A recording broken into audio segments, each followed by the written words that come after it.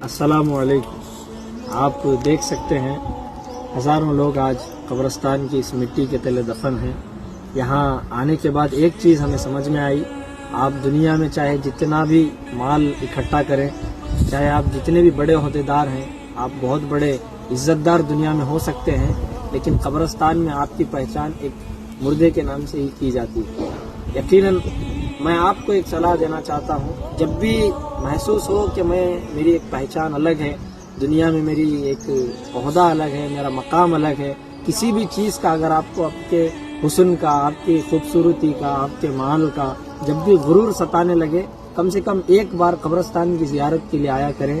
یہاں ایسے ہزاروں لوگ ہیں جن کی دنیا میں بہت زیادہ عزت ہوتی تھی، لوگ ان کے سامنے چلنے سے ڈرتے تھے، آج وہ لوگ قبروں کے تلے دبے ہیں۔